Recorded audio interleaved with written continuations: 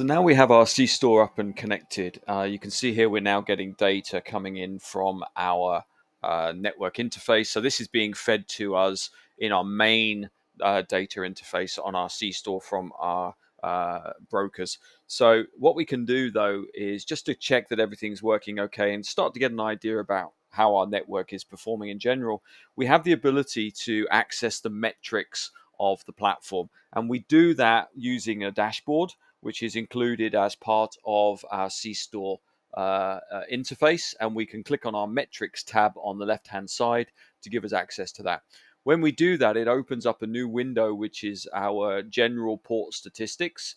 And you can see here our main landing page and our main dashboard. So you can see the first thing that you really care about is how many packets have been dropped, which is good. So we're getting 0 packet drop at the moment. We can see our current throughput that's being displayed, and then we also have access to look at our storage, how much capture storage is being used, what the throughput on that port is, also any packet drops, and the packets per second are all available from this dashboard. And we have the ability where we can go back and look at, for example, in more detail. We can change to the last hour, last day, last 3 hours, and you can see basically all the information about the system and the ports and what's going on with our platform in real time.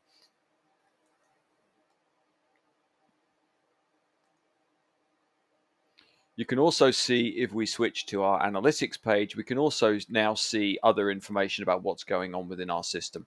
So we can get information about our buffers. We can see how much memory is being used. We also have our capture rate and any other information that's going on with regards to the overall platform.